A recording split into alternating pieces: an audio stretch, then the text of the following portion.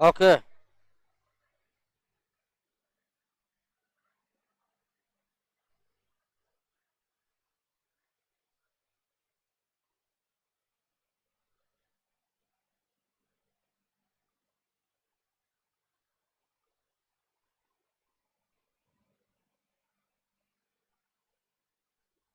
चलिए दोस्तों, आवाज बिल्कुल शांत कर दीजिए।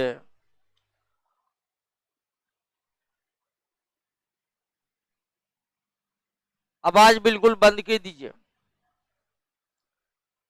तो बायोलॉजी की शुरुआत करने वाले हैं। ठीक है, तो शुरुआत कर ही देते हैं।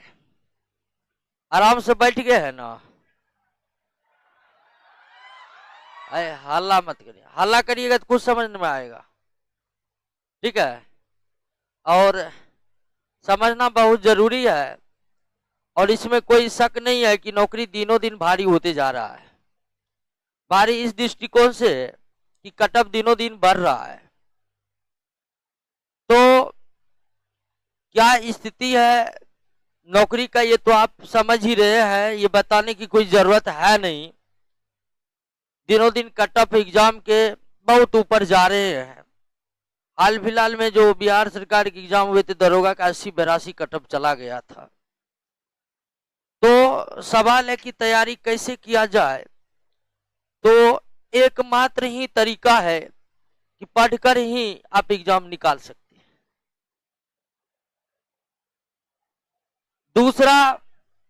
दूसरा बात है कि एक और प्रश्न आता है कि कितना पढ़ा जाए कि एग्जाम निकल जाए। तो हम लोग जो पटना में है, तो निश्चित ही पढ़ने के लिए ही पटना में है। सारा समय ही पढ़ने के लिए है। इसीलिए जो भी समय है वर्तमान में आपके पास, और जिस उद्देश्य से आप पटना में रह रहे हैं, उसका काम ही मतलब उस समय का यही उपयोग है कि सारे समय का उपयोग कीजिए पढ़ने का, और लगातार कीजिए। अगर पढ़ने के सिवा कोई और काम में समय को व्यतीत कर रहे हैं, तो निश्चित ही नौकरी नहीं होगा, क्योंकि किसी को नहीं हुआ है। हम कायल कर देंगे कि हो जाएगा। ठीक है, तो सारा समय उपयोग करना पड़ेगा, पढ़ने में देना पड़ेगा। ये सच्चाई है, चाहे इस सच्चाई से आप खुश हो या ना हो। तो फिलहाल बायोलॉजी की हम शुरुआत कर रहे हैं, और कैसे बायोलॉजी होगा ये रोशन सर आपको इंट्रोडक्शन क्लास में बता ही दिए होंगे। ठीक है, कि कैसे क्या होगा। हर एक बैच में रहता है कि थ्योरी को आपको समझा दिया जाए, फिर एक एक करके क्वेश्चन को करवा दिया जाए। ठीक है,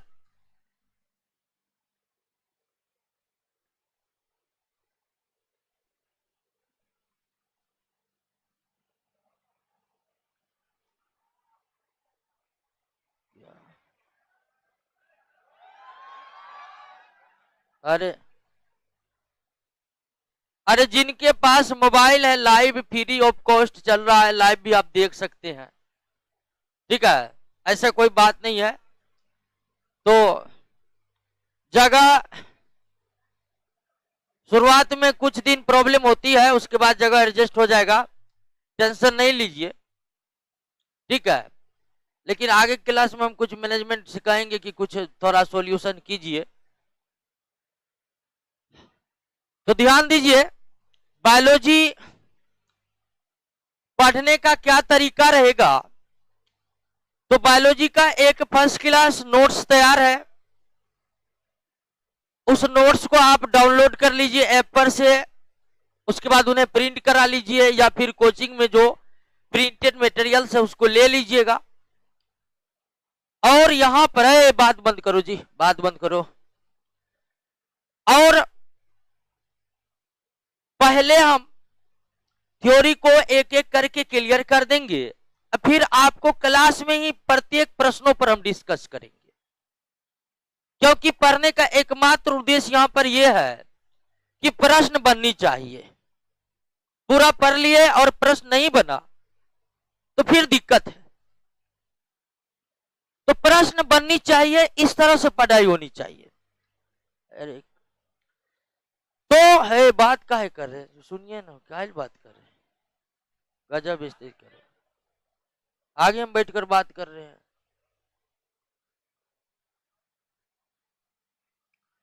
ध्यान दीजिए, ध्यान दीजिए। तो पढ़ना किस तरह है वो आप क्लियर ही कर चुके हैं। तो आइए शुरुआत ही कर देते हैं बायोलॉजी का क्या है। और पहला चैप्टर जो है बायोलॉजी का वो है क्या, साइटोलॉजी।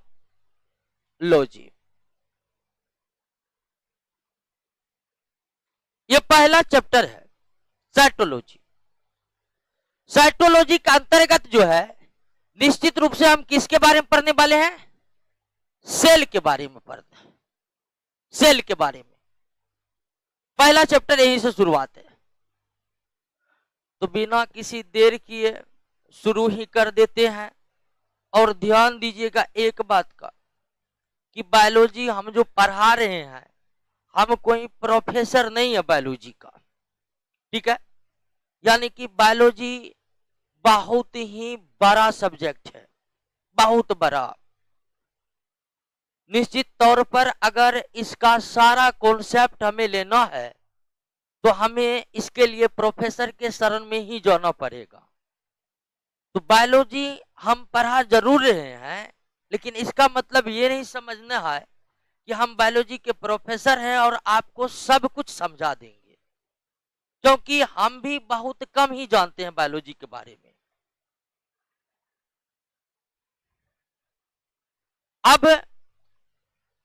अब सवाल है कि हम जो आपको पढ़ाएंगे उससे ये होगा कि आपको एग्जाम में, खासकर जनरल कॉम्पिटिटिव एग्जाम में और एनडीए से लेकर सीडीएस तक के एग्जाम में, जनरल कॉम्पिटिटिव एग्जाम में सबसे जो हाई लेवल का एग्जाम है वो एनडीए का है और सीडीएस का है। इन दोनों में साइंस का लेवल काफी हाई रहता है।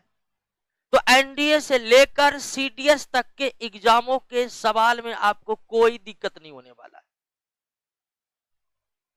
लेकिन जो कहिएगा कि इससे बायोलॉजी पढ़कर हम बायोलॉजी का पूरा ज्ञाता हो जाएंगे, तो ऐसा तो संभव नहीं है, क्योंकि हम खुद ज्ञाता नहीं है। तो हमारा दृष्टिकोण यही रहेगा, आपको इस तरह से बायोलॉजी को पढ़ाया जाए कि ताकि एग्जाम के प्रश्नों को बनाने में किसी भी तरह के दिक्कत ना हो। और पहला चैप्टर क्या है, सेल है, साइटोलॉजी है, इसी के बारे में पढ़ना है। तो आइए शुरुआत कर देते हैं।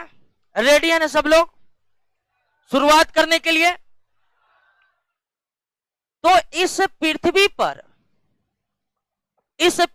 पर दो ही प्रकार के पदार्थ हैं, दो ही प्रकार के, एक लिविंग थिंग्स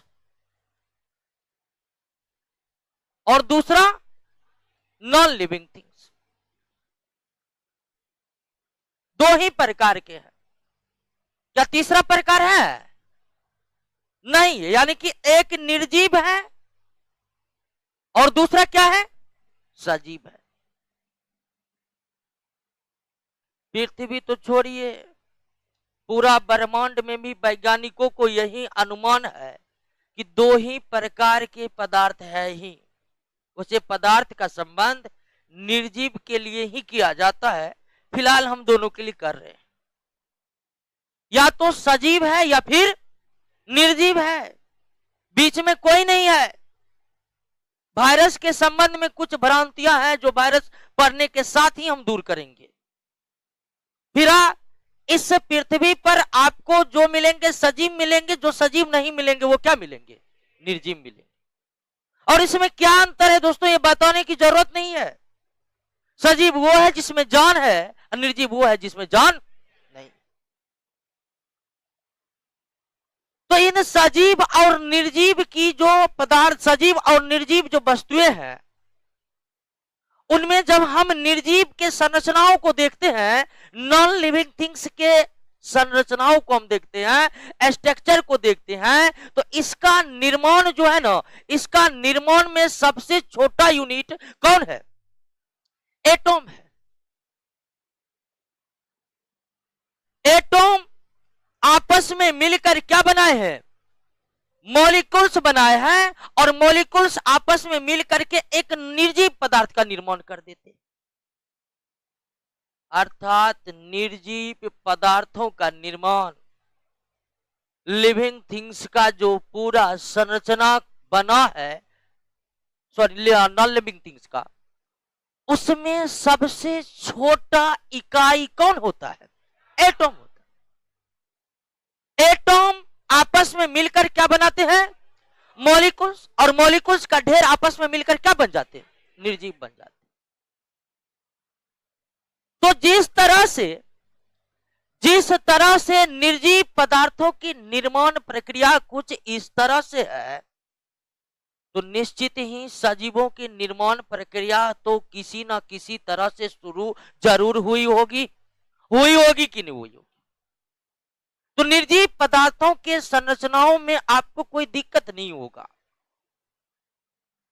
अब मॉलिक्यूल्स और कुछ मिलकर निर्जीव पदार्थ, लेकिन जब हम सजीवों के संरचनाओं को देखते हैं, सजीवों के संरचनाओं को जब हम देखते हैं, तो सजीवों के संरचनाएं निर्जीव से तो बिल्कुल भिन्न होगी, इतना तो आपको अंदाजा होगा ही होगा। और न सिर्फ भिन्न होगी, इसके अलावे इसकी संरचना निश्चित ही जटिल होगी। किसकी तुलना में? निर्जीव की। और एक सजीव की निर्माण प्रक्रिया पर जब आप बात करिएगा, तो इसकी निर्माण प्रक्रिया की शुरुआत होती कहां से? सेल से। ठीक उसी प्रकार जिस प्रकार निर्जीव की निर्माण प्रक्रिया की शुरुआत कहां से हुई है? एटॉम से हुई है। इसकी निर्माण प्रक्रिया सेल से शुरू हुई है। सेल आपस में मिलकर क्या बना लिए हैं? टिश्यू बना लिए हैं। टिश्यू आपस में मिलकर क्या बनाते हैं? ऑर्गन। ऑर्गन आपस में मिलकर क्या बनाते हैं? Organ system. और फाइनली ऑर्गन सिस्टम मिलकर एक सजीव बॉडी का, एक लिविंग बॉडी का निर्माण करता। अर्थात सजीवों की निर्माण प्रक्रिया की शुरुआत जो होती है वो सेल से होती है, कोशिका से। हिंदी में क्या कहते हैं इसको? कोशिका से होती है। सेल आपस में मिलकर क्या बनाते हैं? टिश्यू बनाते हैं, यानी कि उत्तक बनाते हैं। उत्तक मिलकर आपस में ऑर्गन यानी अंग बनाते हैं। अंग मिलकर आपस में अंग तंत्र बनाते हैं, जैसे श्वसन तंत्र हो गया, पाचन तंत्र हो गया, उत्सर्जन तंत्र हो गया, वगैरह वगैरह। और कई अंग तंत्र आपस में मिल करके क्या बनाते हैं?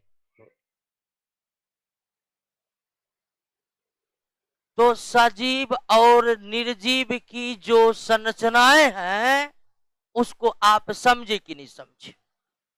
यानी कि जिस तरह निर्जीव के शरीर की, निर्जीव पदार्थ की सूक्ष्मतम इकाई क्या हो जाता है, ठीक उसी तरह एक सजीव शरीर की जो सूक्ष्मतम इकाई है वो क्या हो जाता है? सेल हो जाता है। यहीं से निर्माण प्रक्रिया शुरुआत होता है।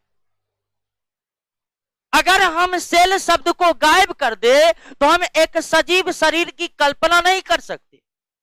ठीक उसी तरह अगर एटॉम शब्द को गायब कर दे तो हम एक निर्जीव चीज की कल्पना नहीं कर सकते। यानी इस ब्रह्मांड में दो ही चीज मूल है, एक एटॉम और दूसरा सेल। और जिस तरह से केमिस्ट्री में एटॉम का महत्व है, उसी के पैरेलल बायोलॉजी में किसका महत्व है? निर्जीव के बारे में हम केमिस्ट्री में पढ़ते हैं और सजीव के बारे में हम बायोलॉजी में पढ़ते हैं। और दोनों के बीच रिलेशन, उनके एनवायरनमेंट के साथ कैसा है, ये हम फिजिक्स में पढ़ते हैं। फिलहाल हम बायोलॉजी पढ़ रहे हैं तो निर्जीव चीजों को हटा देते हैं, सिर्फ पैरेलल करने के लिए हम आपको लाए हैं कि इस ब्रह्मांड और इस पृथ्वी में दो ही चीज मूल है, एक एटॉम और दूसरा सेल। तो सजीव की निर्माण प्रक्रिया की शुरुआत कहां से हुई है? सेल से हुई है। सेल मिलकर क्या बनाते हैं? टिश्यू। टिश्यू मिलकर क्या बनाते हैं? ऑर्गन। ऑर्गन मिलकर क्या बनाते हैं? और फाइनली ऑर्गन सिस्टम। अब हमसे अगर पूछा जाए कि सेल क्या है, सेल क्या है, तो हम क्या जवाब दे सकते हैं? तो आप देखिए कि एक सजीव के शरीर की जो संरचना बनी है वो किसके बदौलत बनी है? सेल के बदौलत। क्योंकि सेल नहीं रहेगा आप इन सब चीजों की कल्पना करेंगे? सेल ही नहीं रहेगा तो एक सजीव के शरीर के स्ट्रक्चर बनाने में जो यूनिट के रूप में काम कर रहा है वो कौन है? सेल। इसके अभाव में एक सजीव की संरचना बन ही नहीं सकती है। क्योंकि यह सेल संरचना बनाने में मुख्य भूमिका अदा कर रहा है या इसी के बदौलत संरचना बना रहा है, तो हम तो इतना तो कह ही सकते हैं, ठीक है, इतना तो कह ही सकते हैं कि सेल सजीव बॉडी, लिविंग बॉडी का स्ट्रक्चरल यूनिट है। क्या है? स्ट्रक्चरल यूनिट है, यानी हिंदी में कहेंगे संरचनात्मक इकाई है। क्या है? संरचनात्मक इकाई है। क्यों है? तो इसके बिना संरचना बन ही नहीं सकती है किसी सजीव की। कोई भी सजीव का हम सेल के बिना कल्पना नहीं कर सकते हैं। आप जितना भी पृथ्वी पर सजीव देख रहे हैं उन सब की संरचना इसी के बदौलत बना है, इसीलिए इसे हम कहते हैं संरचनात्मक इकाई, अर्थात संरचना बनाने वाली इकाई। दूसरी बात आप ध्यान दीजिए कि सजीव जिंदा रहता है किस लिए या किसके कारण? हम जिंदा है किस लिए या किन कारणों से? हम जिंदा इसलिए है दोस्तों क्योंकि हमारे अंग काम कर रहे हैं। हमारे अंग क्या कर रहे हैं? काम कर रहे हैं। अंग कोई ना कोई काम करते रहता है और अंग के काम करने के बदौलत ही एक सजीव का शरीर जिंदा रहता है। किडनी रक्त से यूरिया निकालने का काम करती है, छोटी आंत भोजन को पचाने का काम करती है, फेफड़ा श्वसन को पूरा कराने में अपना योगदान देती है, यानी हर अंग कोई ना कोई काम करते हैं और उसी के बदौलत एक सजीव जिंदा रहते हैं। अंग काम करना बंद कर दे तो शरीर काम करना बंद कर देगा, और जब शरीर काम करना बंद कर दे तो उसे मृत शरीर की संज्ञा दी जाएगी। दी जाएगी कि नहीं दी जाएगी? और कोई भी अंग काम जो कर रहा है, हमारा कोई भी अंग जो काम कर रहा है वो काम भी जानते हैं किसके बदौलत कर रहा है? सेल के बदौलत काम कर रहा है। हमारी छोटी आंत भोजन को पचाने का काम कर रही है, तो छोटी आंत भोजन का पचाने का काम किसके सहायता से कर रही है? सेल। वो भी कोशिकाओं से बना एक अंग है और उनका सारे कोशिकाएं काम कर रही है, इसलिए छोटी आंत काम कर रही है। अगर कोशिका ही काम करना बंद कर देगा, उत्तक काम नहीं करेगा और आगे चलकर ऑर्गन काम करना बंद कर देगा, सजीव मृत हो जाएगा। कोई भी जो अंग काम करता है तो वो काम उसका प्रत्येक कोशिकाओं के द्वारा संपन्न होता है। अगर कोशिका ही काम में सहयोग ना करेगा तो फिर अंग के काम करने का कोई मतलब ही नहीं रह जाता दोस्तों। तो एक सजीव जिंदा रहता है क्यों? तो उनके सभी अंग काम करते, और उनके सभी अंग काम तब करेंगे जब उस अंग के सभी कोशिकाएं काम करेंगे। कोशिका काम करना बंद कर देगा तो अंग भी काम करना बंद कर देगा। यानी कि संरचना भी बनी किसके बदौलत? सेल के बदौलत। और सभी अंग काम भी कर रहे हैं किसके बदौलत? सेल के बदौलत काम कर रहे हैं। और चूंकि काम करने का भी सबसे छोटी इकाई सेल है, इसी कारण हम सेल को फंक्शनल यूनिट भी कह सकते हैं। ठीक है, क्या कह सकते हैं? फंक्शनल यूनिट भी कह सकते हैं। क्या कह सकते हैं दोस्तों? यानी कि कार्यात्मक इकाई। क्या कह सकते हैं? कार्यात्मक इकाई कह सकते हैं, यानी कि कार्य करने वाली इकाई। संरचनात्मक इकाई का मतलब संरचना बनाने वाली इकाई। तो सेल क्या है? तो सेल सजीवों के शरीर का structural and functional unit. Cell सजीवों के शरीर की रचनात्मक एवं कार्यात्मक इकाई है। काम भी सेल के बदौलत होता है अंगों का, और अंग का निर्माण भी सेल के बदौलत होता है। कोई दिक्कत रह गया है इसमें? हाँ, सेल क्या है? तो सेल सजीवों के शरीर का क्या है? स्ट्रक्चरल यूनिट है। क्या है? मतलब संरचना बनाने वाली इकाई है। क्या है? संरचना बनाने वाली इकाई। दूसरा सेल क्या है? तो सेल शरीर का फंक्शनल है, अर्थात कार्य करने वाली छोटी इकाई है। तो हमको नहीं लगता कि अब सेल में कोई दिक्कत होगा। सेल क्या है? तो सेल सजीवों के शरीर का क्या है? संरचनात्मक इकाई है। सेल सजीवों के शरीर का क्या है? कार्यात्मक इकाई है। ठीक है, इसके बिना किसी सजीव का निर्माण संभव ही नहीं है, और ये कार्य ना करे तो किसी अंग का कार्य करना संभव ही नहीं है। तो अगर हमसे पूछेगा कि एक सजीव के शरीर के संरचनात्मक इकाई किसे कहते हैं, तो किसे कहते हैं? एक सजीव के शरीर के कार्यात्मक इकाई किसे कहते हैं? सेल को कहते हैं। क्लियर हो गया दोस्तों? सेल में कोई दिक्कत तो हमको नहीं लगता अब होगा। नहीं होगा। अब सवाल यह है कि ये सेल बना किससे होता है? सेल बना किससे होता है? कुछ से कुछ तो बना ही ना होगा। हाँ? तो सेल में पदार्थ दो प्रकार के होते हैं, ऑर्गेनिक और इनऑर्गेनिक। पदार्थ दो प्रकार के मिलकर बना होता है। ऑर्गेनिक पदार्थ दो प्रकार के मुख्य रूप से आप पढ़े होंगे, केमिस्ट्री में पढ़े होंगे। एक होता है ऑर्गेनिक और दूसरा क्या होता है? इनऑर्गेनिक।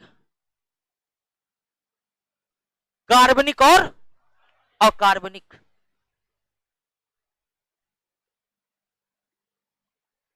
तो ये जो सेल है ये कार्बनिक पदार्थों से भी मिलकर बना हुआ है और अकार्बनिक पदार्थों से मिलकर बना हुआ, दोनों पदार्थ से मिलकर बना हुआ। ऑर्गेनिक और इनऑर्गेनिक दोनों पदार्थों से मिलकर बना हुआ है हमारी कोशिकाएं। अकार्बनिक पदार्थों का अंश ज्यादा है, अकार्बनिक पदार्थों का अंश क्या है?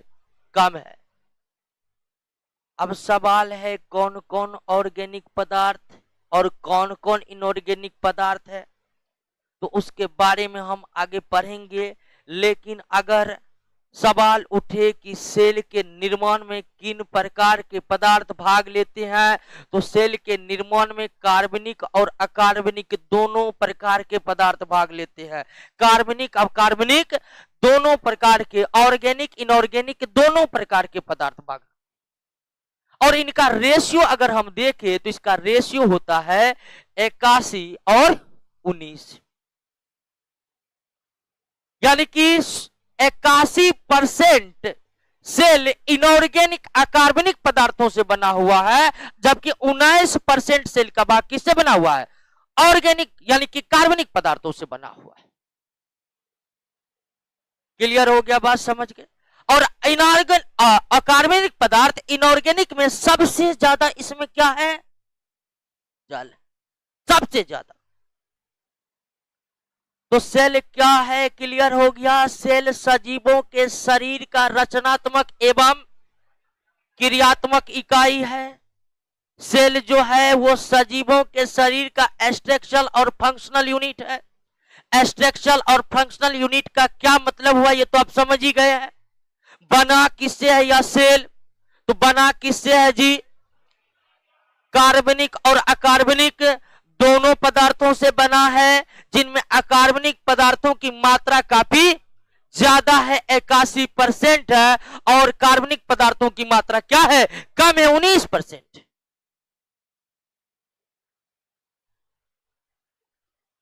अब सवाल यह है कि क्या आप सभी सजीवों का शरीर तो कोशिकाएं से बना हुआ, ये तो हम क्लियर कर लिए कि पृथ्वी पर जितना सजीव है सबका शरीर कोशिकाओं से बना हुआ है।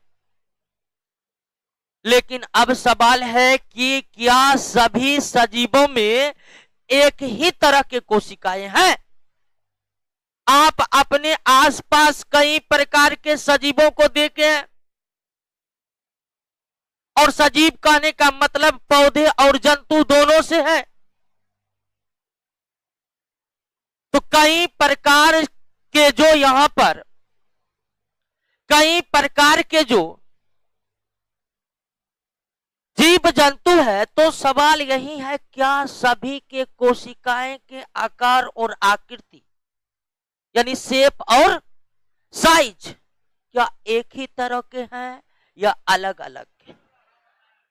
बिल्कुल क्लियर है।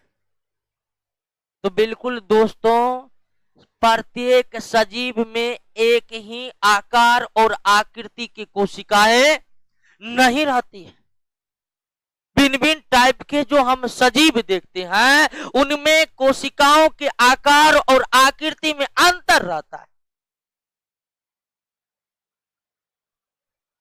और अब तक हमारे वैज्ञानिकों ने इस पृथ्वी पर 1.8 मिलियन सजीवों के जातियों को खोज निकाला है। 1.8 मिलियन कितना हुआ? 18 लाख हुआ।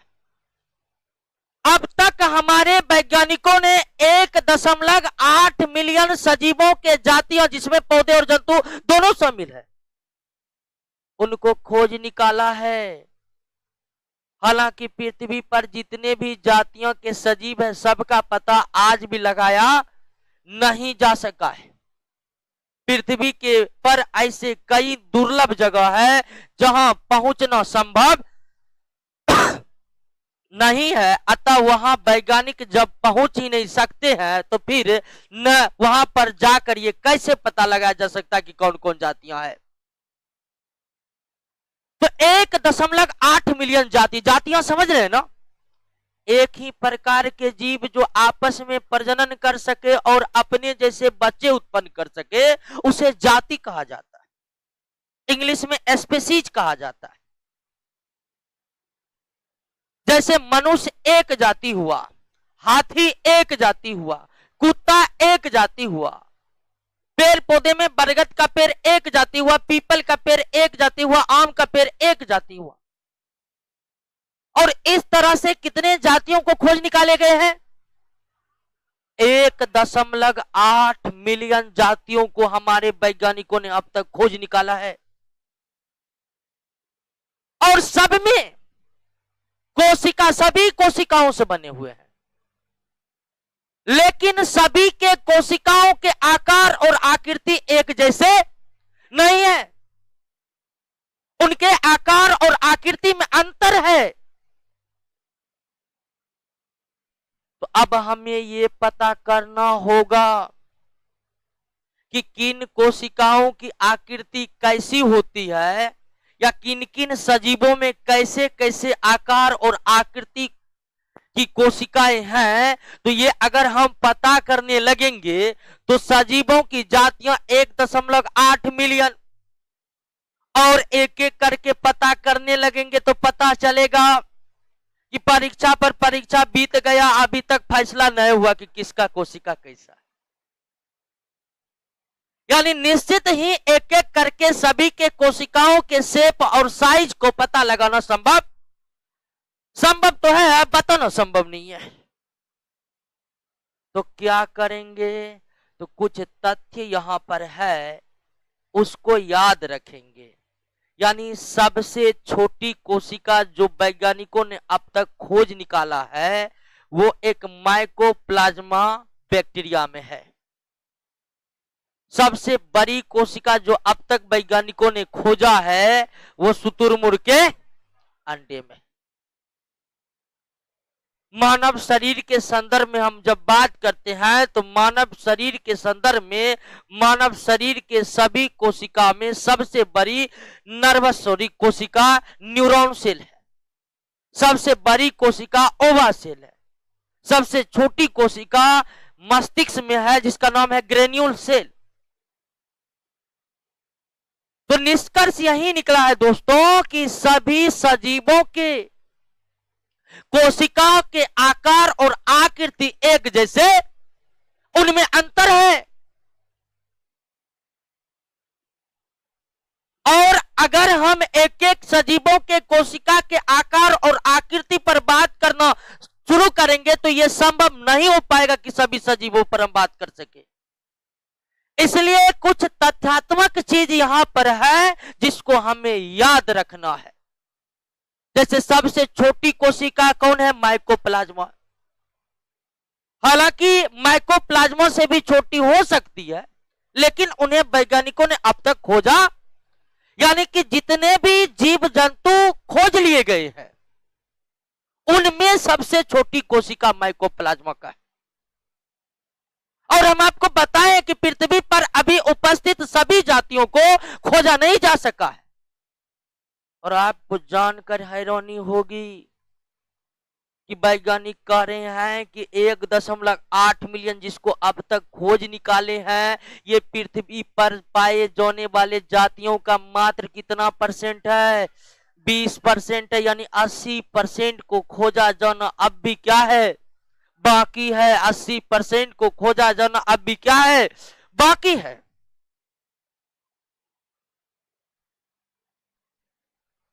तो क्लियर हो गया, क्या सभी सजीवों में एक ही आकार और आकृति की कोशिकाएं हैं? है? नहीं है। अब फिर एक और सवाल आता है कि एक सेल का यानी कोशिका का शेप और साइज यानी आकार और आकृति किसी न किसी चीज पर तो डिपेंड करता ही होगा। तो एक सजीव के सेल के शेप और साइज एक जैसे नहीं है एक ही सजीव के अंदर, तो निश्चित ही भिन्न भिन्न सजीवों के सेल का शेप और साइज अलग अलग है। लेकिन जब बात करते हैं कि कोशिका के शेप और साइज कैसी होगी, ये डिपेंड करता है उनके कार्य पर। किस पर डिपेंड करता है? उनके कार्य पर, यानी कि उनके फंक्शन पर निर्भर करता है, कार्य पर निर्भर करता है। किसी भी सेल के आकार और आकृति किस पर निर्भर करता है दोस्तों? उनके कार्य पर निर्भर करता है। सेल के आकार और आकृति किस पर निर्भर करता है और कार्य पर किस प्रकार निर्भर करता है? तो अलग अलग कार्य करने वाले कोशिकाओं की आकार और आकृति भी क्या होती है? अलग अलग होती है। अलग अलग कार्य करने वाले कोशिकाओं के आकार और आकृति भी क्या होते हैं? अलग अलग होते हैं। मानव शरीर की बात ही करिएगा तो लंग्स यानी कि फेफड़ा और किडनी, क्या दोनों में एक ही शेप और साइज का कोशिका है? और ये इसलिए नहीं है दोस्तों क्योंकि दोनों के कार्य अलग अलग है। लंग्स का कार्य श्वसन से संबंधित है तो किडनी का कार्य उत्सर्जन से संबंधित है, और दोनों के कार्य अलग अलग है तो निश्चित ही दोनों की कोशिका एक दूसरे के तुलना में क्या होगा? अलग अलग होगा। लंग्स के कोशिका का शेप और साइज कुछ और होगा, किडनी के कोशिका का शेप और साइज। आपसे कहेगा क्या छोटी आंत में जिस तरह की कोशिकाएं मौजूद है उस तरह की कोशिकाएं दांतों में भी मौजूद है? हाजी है? नहीं है। दोनों का कार्य अलग अलग है। दांतों का काम भोजन को चबाना है तो छोटी आंत का काम भोजन को पचाना है। कार्य अलग अलग है तो उनके कोशिका के आकार और आकृति भी क्या होगी? तो एक सजीव के शरीर के कोशिकाओं की आकार और आकृति किस पर निर्भर करता है? यानी समान कार्य करने वाले कोशिका एक ही तरह के होते हैं और अलग अलग कार्य करने वाले कोशिका के आकार और आकृति भी क्या होते हैं? अलग अलग होते हैं। नहीं मानव का दांत कहिएगा, जानवर का दांत कहिएगा, एक ही तरह का कोशिका होगा। ठीक है, लीवर भी एक ही तरह का, उत्तक भी एक ही तरह का। किडनी का जब आप बात करिएगा, किडनी की जब आप बात करिएगा तो किडनी केवल मेमलिया में पाए जाते हैं। किसमें? मेमलिया जीव में आएंगे। सब जीव एक ही तरह का नहीं है, जीवों का भी बंटवारा हम करेंगे और निश्चित ही सबका किडनी का एक ही काम है। मानव का किडनी की बात करिएगा, गाय का किडनी की बात करिएगा, कुत्ता का किडनी की बात करिएगा, बकरी का किडनी की बात करिएगा, सबका एक ही कार्य क्या? कार्य रक्त से यूरिया को, उनके कोशिका का आकार और आकृति क्या होगा? एक होगा। क्लियर है? बात को समझ गए कि नहीं समझ गए? यानी कि सब कोशिका एक के जैसन हो, अलग अलग अलग अलग। और कोशिका कैसा होगा यह किस पर निर्भर करेगा? अलग अलग कार्य करने वाले कोशिकाओं की आकृति भी क्या होता है? अलग अलग होता है। क्या होता है? अलग अलग होता है। नाखून जिस कोशिका से मिलकर बना है, उसी जिस आकार और आकृति के कोशिका से बना है, क्या उसी आकार आकृति कोशिका से त्वचा भी बना है? अंदाज लगा लिए है ना? चलिए, तो इतना तो क्लियर है कि शेप और साइज कोशिका का क्या होगा, तो ये डिपेंड करेगा किस पर? और अलग अलग कार्य करने वाले कोशिका के आकार और आकृति अलग अलग हो। और दोस्तों, आप ये जानकर हैरान हो जाइएगा कि कुछ कोशिकाएं ऐसे भी हैं जिनके आकार और आकृति पल पल बदलते रहते हैं, कभी कुछ कभी कुछ कभी कुछ कभी कुछ। अब तो ये जान गए कि अलग अलग कार्य करने वाले कोशिका के आकार और आकृति अलग अलग होते, और आकार और आकृति जो है वो निश्चित बने रहते हैं, कांस्टेंट बने रहते हैं। लेकिन कुछ कोशिकाएं ऐसे हैं जिनकी आकृति स्थिर नहीं रहती है, पल पल बदलते रहती है। और ऐसा कोशिका कहीं दूर नहीं, हमारे शरीर के ब्लड में 3 प्रकार की कोशिका में एक है WBC, व्हाइट ब्लड कॉर्पोसेल्स। ठीक है, व्हाइट ब्लड कॉर्पोसेल्स, सेल भी कह सकते, कोई दिक्कत नहीं है। ये एक ऐसी कोशिकाएं हैं जिनकी आकार और आकृति हमेशा निश्चित नहीं रहती, कभी कुछ है कभी कुछ है, कभी कुछ है कभी कुछ। कोई दिक्कत नहीं ना? तो सबका कोशिका एक जैसा नहीं है, सबकी आकार और आकृति में अंतर है, और कुछ की आकार और आकृति पल पल क्या होती है? बदलते रहती है। हालांकि बदलते रहने वाली कोशिकाओं की संख्या बहुत कम है, अधिकांश कोशिकाओं की आकृति कांस्टेंट बनी रहती है। क्लियर है? बात समझ गए? अब सवाल दूसरा पर आइए। कोशिका क्या है, इसमें कोई दिक्कत? कोशिका के शेप और साइज क्या होगी, यह बात को आप समझे। अब आते हैं, क्या सभी सजीवों में कोशिकाओं की संख्या भी समान होती है? क्या सभी सजीवों में कोशिका की संख्या भी समान होती है? नहीं। लगता है कोशिका पढ़ के आए हैं आप लोग, और नोट्स है, वैसे कॉन्सेप्ट क्लियर हो रहा है। बिल्कुल सही बात है कि सभी सजीवों में कोशिका की संख्या भी समान नहीं। सभी सजीवों में कोशिकाओं की संख्या समान नहीं होती है, और कोशिका की संख्या की बात करिएगा तो कोशिका की संख्या किस पर निर्भर करता है? तो कोशिका की संख्या शरीर के आकार पर निर्भर करता है। कोशिका की संख्या किस पर निर्भर करता है? जितना बड़ा आकार उतनी अधिक संख्या में कोशिका। एक सजीव के शरीर का आकार जितना बड़ा होगा उनमें कोशिकाओं की संख्या उतनी अधिक होगी।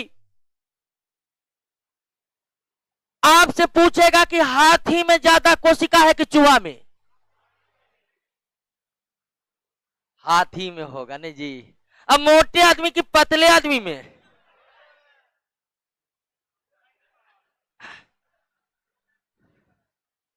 पीपल के पेड़ में ज्यादा कोशिका कि गुलाब के फूल के पेड़ में? है पागल है,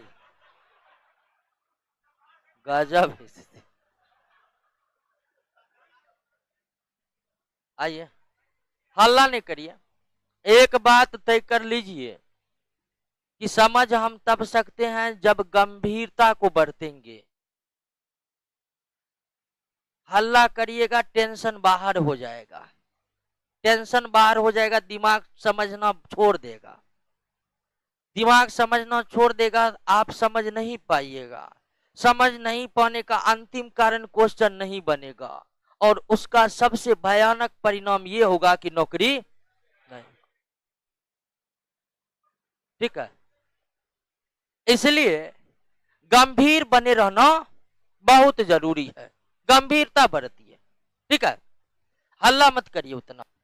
ठीक है, अब ध्यान दीजिए, ये तो क्लियर हो गया, इसमें कोई शक नहीं है कि आप कोशिकाओं के आकार, कोशिकाओं की संख्या की बात करिएगा तो ये कोशिका की संख्या सजीवों के आकार पर निर्भर करता है। जितना बड़ा आकार होगा सजीव के शरीर का उतनी ही अधिक संख्या में उसमें क्या होगी?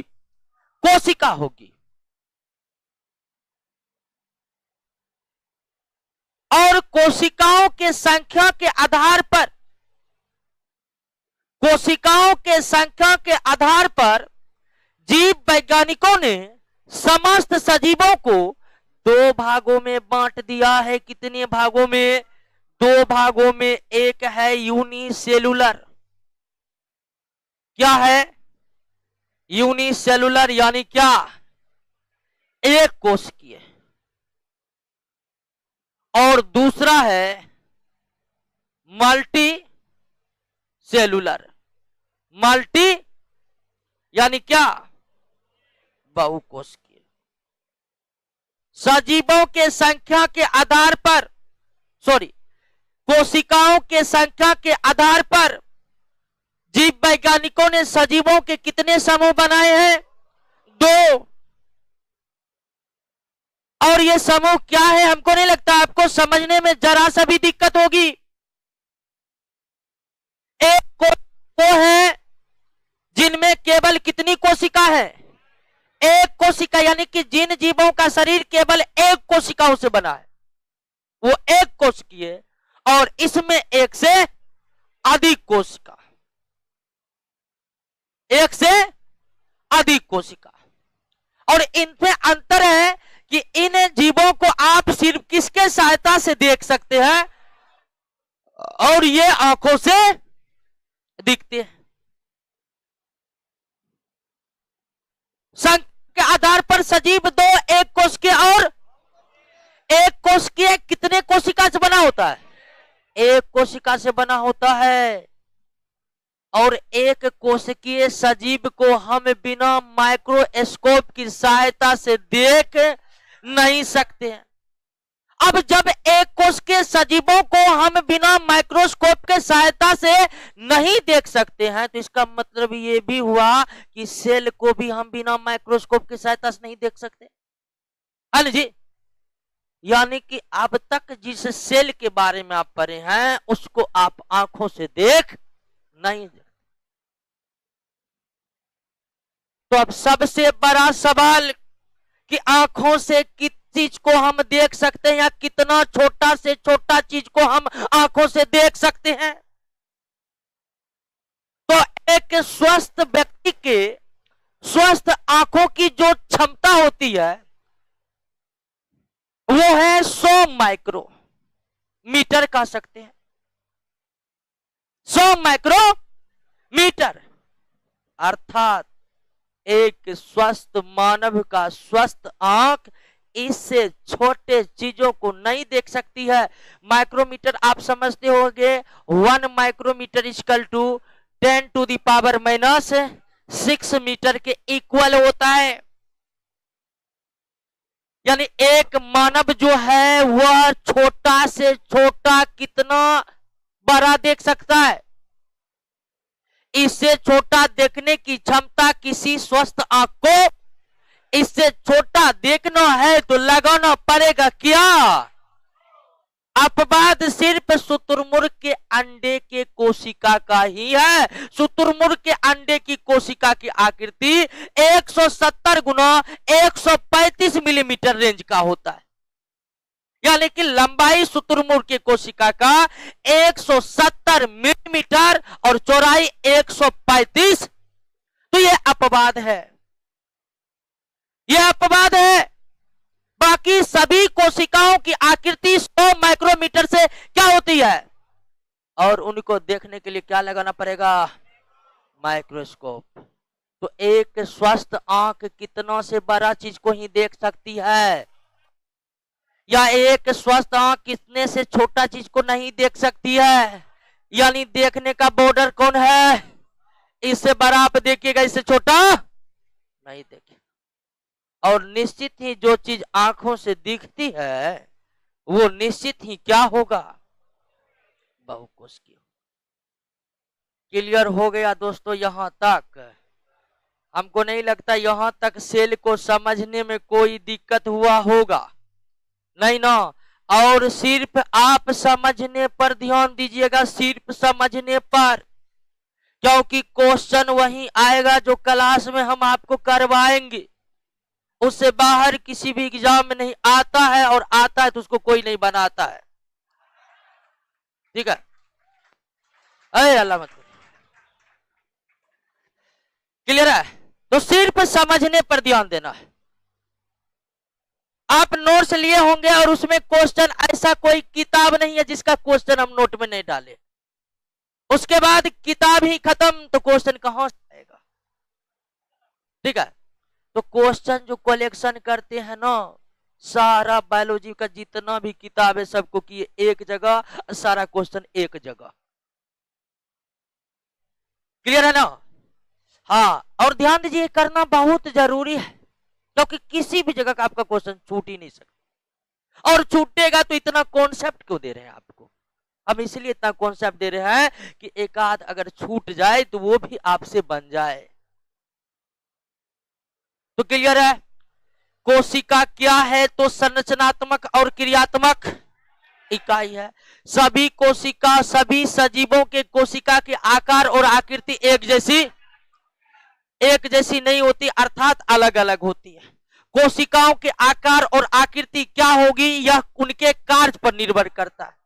अलग अलग कार्य करने वाले कोशिका के आकार और आकृति, हालांकि अधिकांश कोशिकाओं के आकार और आकृति कांस्टेंट यानी अस्थाई बना रहता है, लेकिन वैज्ञानिक ने कई ऐसे कोशिकाओं को खोजे हैं जिनकी आकृति पल पल बदलते रहती है, अर्थात निश्चित नहीं रहती, जिसमें मानव का खुद WBC सेल। सभी सजीवों में कोशिकाओं की संख्या भी समान नहीं है। कोशिकाओं की संख्या सजीव के आकार पर निर्भर करता है, और संख्या के आधार पर जीव वैज्ञानिकों ने कितने समूह बनाए तो, और इसमें तो कोई दिक्कत नहीं है। पल पल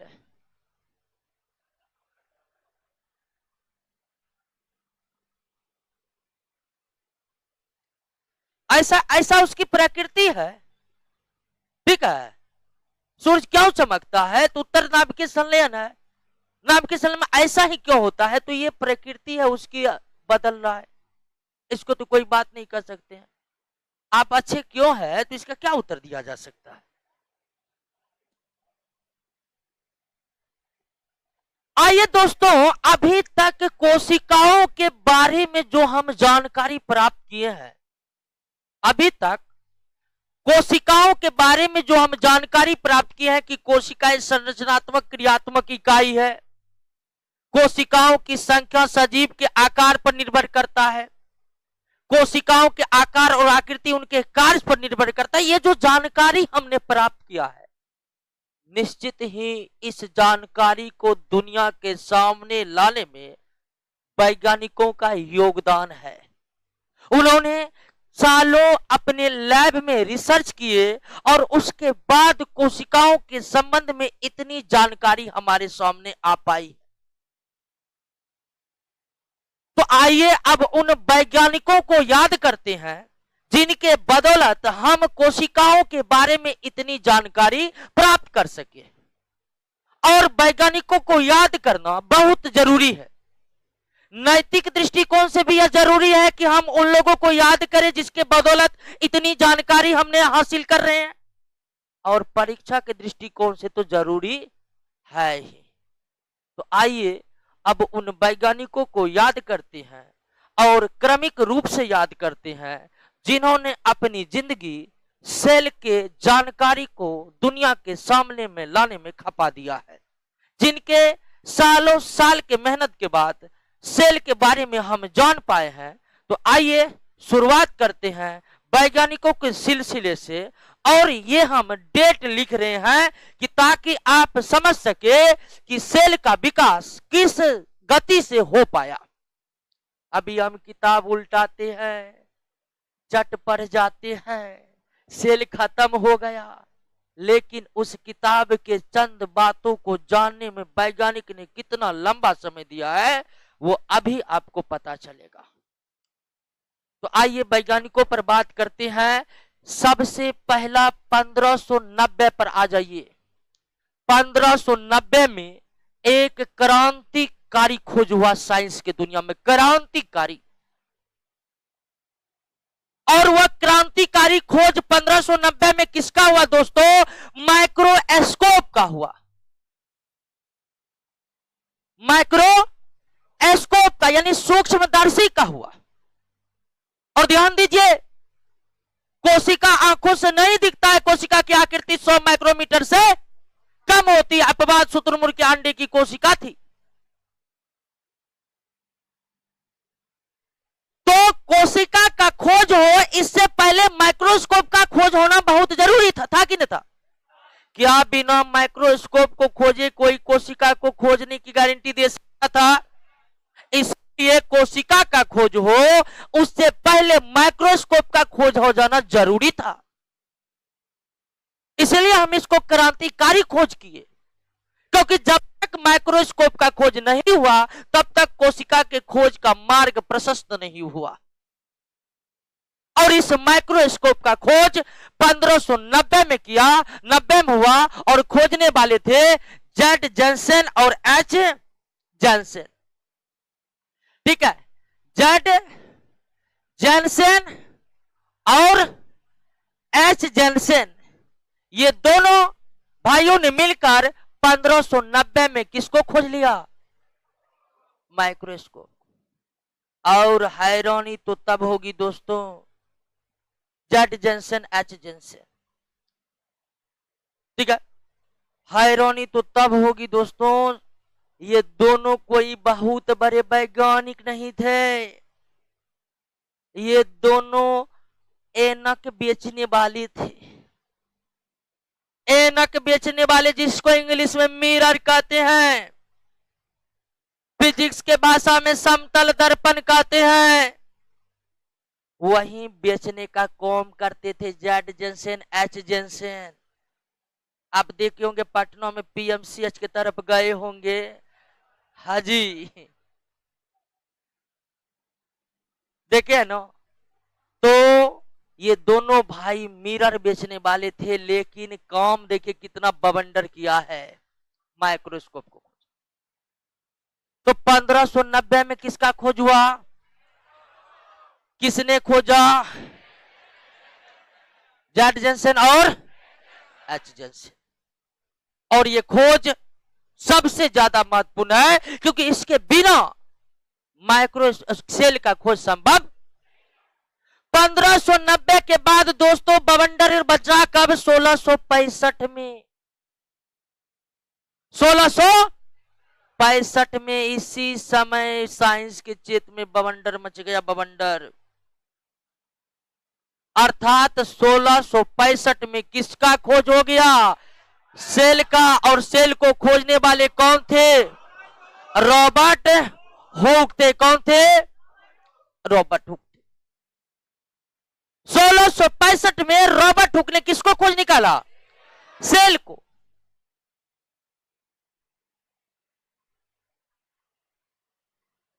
क्या हुआ? ऐ प्रश्न जो भी होगा सबका प्रश्न हम लेंगे, टेंशन नहीं लीजिए, सबका प्रश्न हम लेंगे। कोई भी दिक्कत आप प्रश्न पूछ सकते हैं, लेकिन हम पहले बता दिए कि सब कुछ हम जानते नहीं है। अब हाँ, बहुत लड़का आता है तो बायोलॉजी में बायोलॉजी पढ़ा दीजिएगा। हाँ पढ़ा देंगे, पढ़ाते हैं। तो जो पूछेंगे वो बताइएगा ना। कल जो पूछेंगे बताएंगे, तो कल जो पूछेगा बता, हमको आता होगा तो ना बताएंगे। तो ये कौन हुआ जो पूछेंगे? कल बायोलॉजी बहुत बड़ा है, अब 12th का लेकर आके पूछने लगेगा तो जवाब कौन से देंगे हम? है हमारी योग्यता और संसाधन सीमित है, हम उसी के अंदर रहकर ना आपको बता पाएंगे। जो पूछेगा सब कैसे हम जवाब दे सकते हैं? उतना ज्ञाता रहते तो हम भी जाकर मेडिकल वाले को पढ़ाते हैं। क्या कहा जरूरी था यहाँ पढ़ाने का था? तो निश्चित ही सबका सवाल लेंगे, कोई दिक्कत नहीं, सवाल कुछ भी कर सकते हैं। और इससे भी अगर नहीं जानते होंगे तो दूसरे दिन आकर आपको हम बताएंगे कि ये होगा। ठीक है, आइए दोस्तों, 1665 में किसका खोज हुआ? सेल का खोज हुआ। किसने खोजा? अब ध्यान दीजिए, अब थोड़ा विचार करते हैं कि रॉबर्ट हुक ने सेल को कैसे खोजा।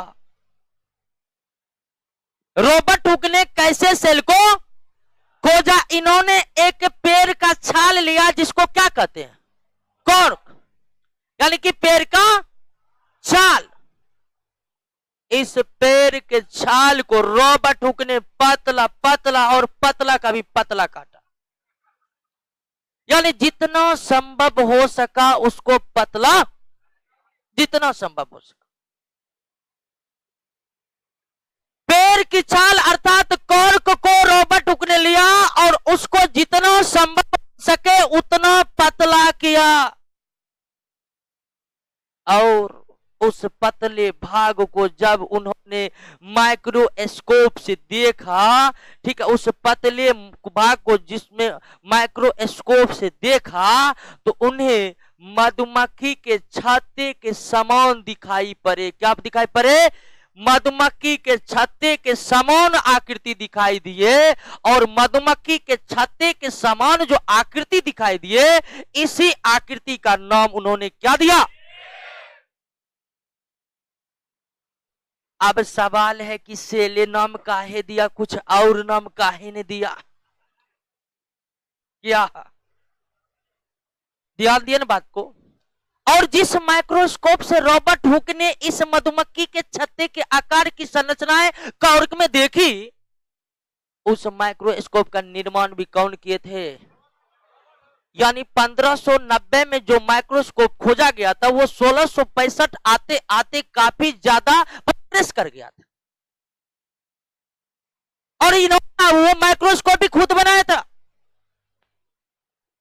और मधुमक्खी छत्ते के समान जो उन्हें छोटा छोटा कमरा दिखाई दिया, उसी को कहा सेल। और इस तरह से खोज हुआ किसका?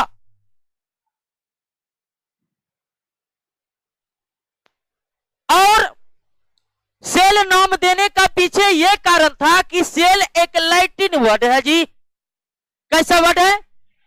लैटिन उस वर्ड है। हालांकि साइंस में आपको अधिकांश ग्रीक शब्द मिलेंगे, लेकिन सेल ग्रीक शब्द नहीं है, लैटिन शब्द है जिसका अर्थ होता है छोटा, जिसका अर्थ होता है छोटा यानी कि रॉबर्ट हुक ने जब कॉर्क को, जिसे वो पतले से पतले कर दिए थे, तो उन्होंने क्या देखा कि मधुमक्खी के छत्ते के समान, जो उसे छोटा छोटा कमरा के समान दिखाई दिया, छोटा छोटा कमरे के समान दिखाई देने के कारण ही उसका नाम उन्होंने क्या रखा? सेल। यह था सेल रखने का लॉजिक। तो सेल कैसा शब्द है? लैटिन शब्द है, जिसका शाब्दिक अर्थ क्या होता है? चूंकि रॉबर्ट हुक को ये छोटे छोटे कमरे ही दिखाई पड़े, रॉबर्ट हुक को क्या दिखाई पड़े? छोटे छोटे कमरे ही दिखाई पड़े, इसीलिए इसका नाम उन्होंने क्या रखा? तो सेल का खोज कौन किया? सेल कैसा शब्द है? सेल का शाब्दिक अर्थ क्या होता है? सेल का खोज कब हुआ? 1665। अब आगे आइए। क्या? अरे हल्ला मत करिए। क्या? टोपी का? अरे कोशिका तो हिंदी नाम। अरे हल्ला मत करिए। कोशिका क्या है? हिंदी नाम है। और मतलब कोशिका कौन रखा? ये तो कोई अनुवादक रखे होंगे। हल्ला क्या करती जी? वो पूछ रहा है, हल्ला कर। एक दिन आप पूछेगा, हल्ला करिएगा। किसी का क्वेश्चन क्लियर? जब कोई प्रश्न पूछे तो ध्यान से सुनिए, कई कोई प्रश्न आपका भी हो सकता है। तो हल्ला क्या करते? हंसते ऐसे लगता कॉमेडी शो चला रहे जी। पढ़ने ना आए है ना, नौकरी करना है ना हमको। दोस्तों नौकरी करना, नौकरी। और ऐसा परीक्षा देना है आपको जिसमें आपको सिर्फ फर्स्ट करना है। ये नहीं कि मैट्रिक परीक्षा, इंटर परीक्षा नहीं है भैया, फर्स्ट करेंगे हम सेकंड करेंगे और दोनों आदमी मिलकर पास करेंगे। ये वो परीक्षा जिसमें भाई ये रहेगा कि आप ही रहिएगा।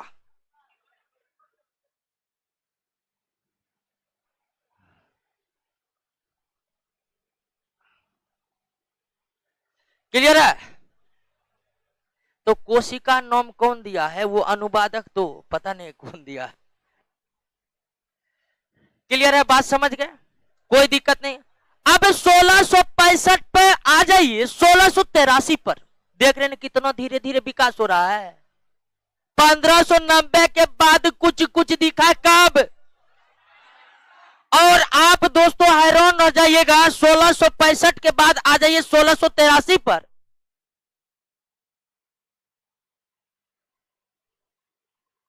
सोलह सौ तिरासी में जीवित कोशिका का खोज हुआ।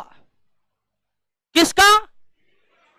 जीवित कोशिका। यानी रॉबर्ट हुक ने जो कोशिका को खोजा था, वो कोशिका क्या था? मृत कोशिका था। रॉबर्ट हुक ने जिस कोशिका को खोजा था वो क्या था?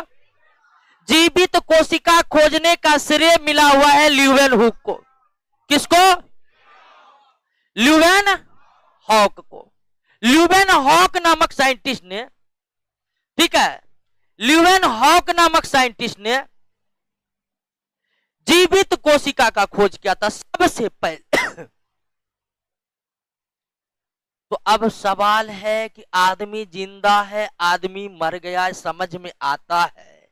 ये कोशिका में कौन लोचा है? किस कोशिका जीवित है, कोशिका मर गया? तो आखिर क्या अंतर है एक जीवित कोशिका और एक मृत कोशिका? किसे हम जीवित कोशिका कहेंगे और किसे मृत कोशिका कहेंगे? इसमें क्या डिफरेंस है, यह समझने की जरूरत है। तो ध्यान दीजिए, आपने क्या देखा कि रॉबर्ट हुक ने कोशिका को खोजा, लेकिन उनके द्वारा कोशिका जो खोजा गया वो क्या था? मृत कोशिका था। आगे चलकर ल्यूवेन हुक ने जो कोशिका खोजा उसे जीवित कोशिका माना गया।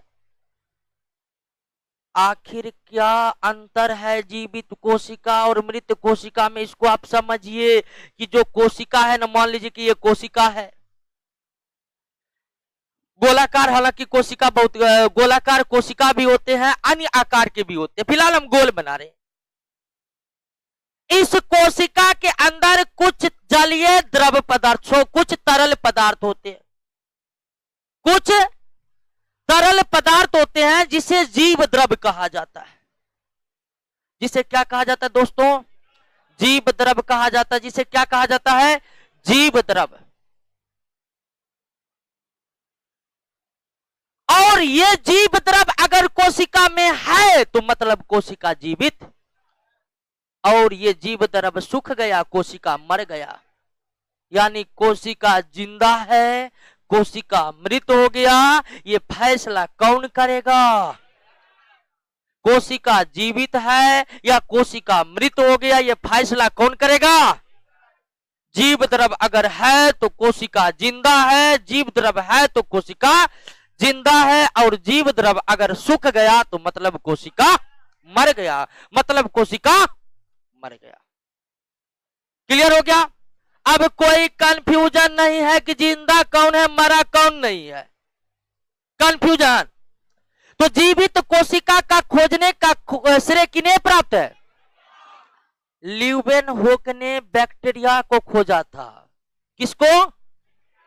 बैक्टीरिया को। और कुछ प्रोटोजोआ को भी उन्होंने खोजा था। किसको खोजा था? और अगर थोड़ा सा भी आप सिंसियर होंगे, आपको ये पता होगा कि ये बैक्टीरिया और प्रोटोजोआ जो है एक कोशिकीय जीव है। क्या है? एक कोशिकीय जीव है। क्योंकि ये जीव एक कोशिकीय है, इसीलिए कोशिका न है भी। हमने बैक्टीरिया को खोजा, हमने एक कोशिका को खोजा। बात बराबर है कि नहीं? तो जीवित कोशिका के रूप में ल्यूवेनहोक ने बैक्टीरिया और प्रोटोजोआ जैसे एक कोश के जीवों की क्या की गई? खोज की। तो 1590 में माइक्रोस्कोप मिला, 1665 में सेल मिला, 1683 में जीवित सेल मिला, 1683 में जीवित सेल मिला। बात मत करिए, बात मत करिए। उसके बाद आ जाइए 1683 से 1831 पर। 1831 पर देख रहे हैं कितनी धीमी गति से विकास हो रहा है। 1683 से 1831 कितने वर्ष बीत गया?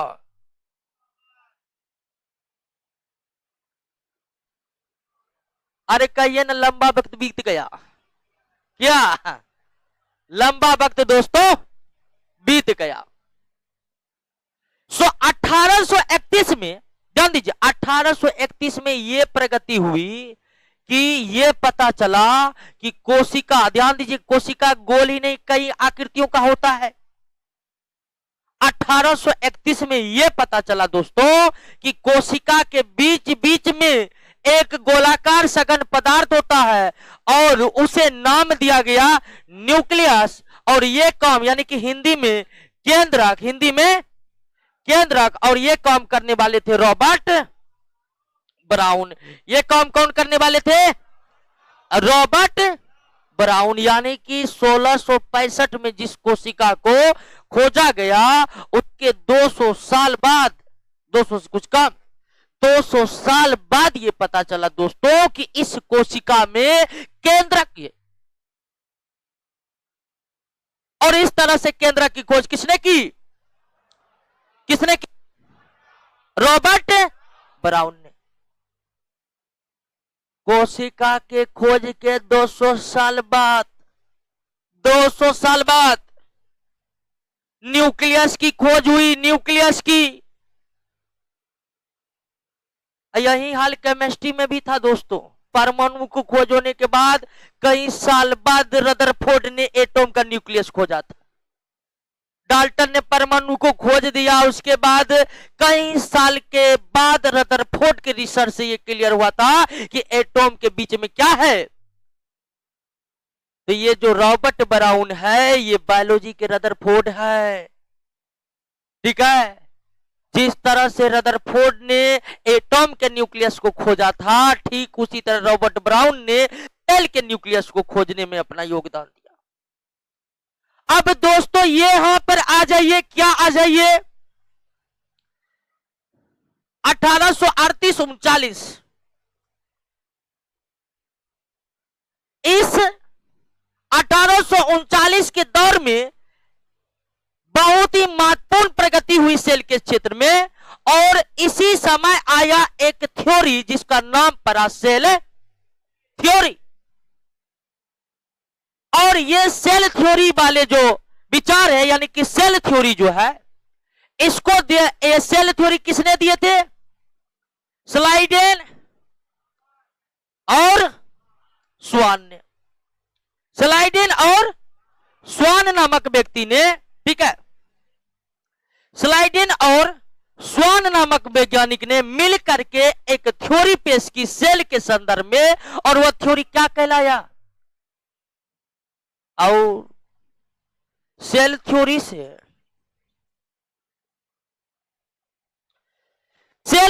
से क्या पता चला? आपको पता है?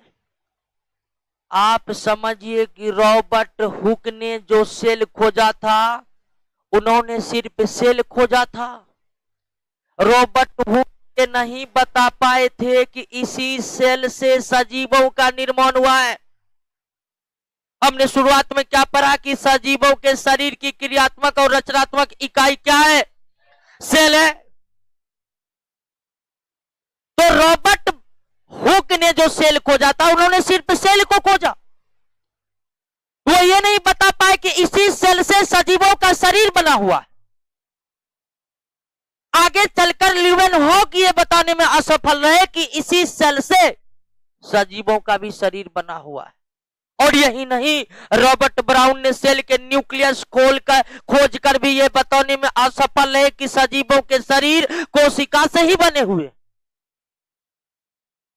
कोशिका के खोज होने के कई वर्षों बाद, कोशिका के खोज होने के कई वर्षों बाद, सेल थ्योरी आने के बाद यह स्पष्ट हो पाया कि प्रत्येक सजीवों का शरीर किससे बना हुआ है? या कोशिका सजीवों के शरीर की रचनात्मक और क्रियात्मक इकाई है, या कब पता चला? सेल थ्योरी आने के बाद पता चला। रचनात्मक और क्रियात्मक इकाई के बारे में ना तो रॉबर्ट हुक बता पाए थे, ना ही रॉबर्ट ब्राउन बता पाए थे, और ना ही ल्यूवेनहॉक बता पाए थे। सभी सजीवों के शरीर का निर्माण कोशिकाओं से हुआ है। यह जानकारी कब सामने आई?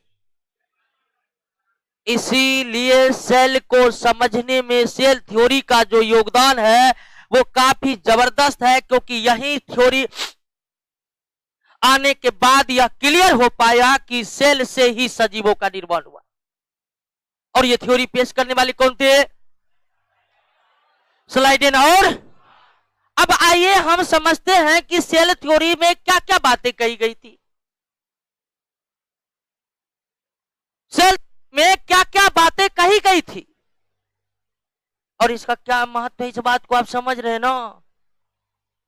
हम जो बात कोशिका के बारे में सबसे पहले पढ़े वो सेल थ्योरी के बाद और क्लियर हुआ। सेल थ्योरी में क्या क्या प्रमुख बातें कही गई थी उसको आप समझने की कोशिश कीजिए दोस्तों। पहली बात यही कही गई थी सेल थ्योरी में, क्या कि प्रत्येक सजीव का निर्माण किससे हुआ है? सेल से हुआ है। या तो एक से हुआ है या एक से अधिक से हुआ है। पहली बार यही, यानी कि यही क्लियर किया, सेल थ्योरी क्लियर किया कि सजीवों का निर्माण सेल से हुआ है। उससे पहले सब वैज्ञानिक सेल खोज लेते थे, ताल ठोक देते थे। तो क्लियर हुआ, यहां तक समझ गए ना कि सभी निर्माण सेल से हुआ। इसकी जानकारी कब पता लगी? सेल थ्योरी आने के बाद सभी सजीव का निर्माण सेल से हुआ है। इसकी जानकारी कब पता चली? सेल थ्योरी आने के बाद। अब दूसरी बात यह कही गई थी सेल थ्योरी में कि कोई भी सजीव हो, चाहे वो एक कोश के हो या बहुकोश के हो, कोई भी सजीव हो, चाहे एक कोशिकीय हो या बहुकोशिकीय हो, उसकी निर्माण प्रक्रिया के साथ, उसकी निर्माण प्रक्रिया की शुरुआत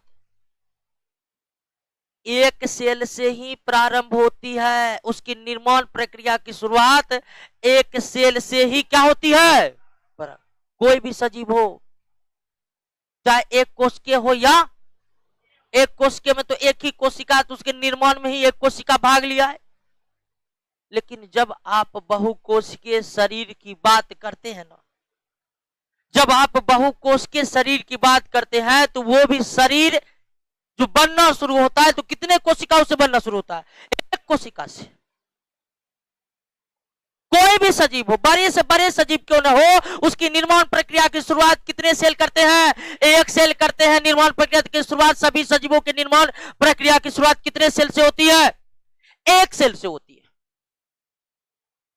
मानव को ही आप देख लीजिए एग्जाम्पल में, मानव का निर्माण कैसे होता है, एक मानव शरीर का फॉर्मेशन कैसे होता है? तो मानव के शरीर में भाग लेने वाला पहला सेल है स्पर्म सेल और ओवा सेल। स्पर्म और ओवा सेल मिलकर के जानते हैं जायगोट का निर्माण करता है। किसका निर्माण करता है? जायगोट का निर्माण करता है। जायगोट आगे विकास करके इम्ब्रियो का निर्माण करता है। किसका?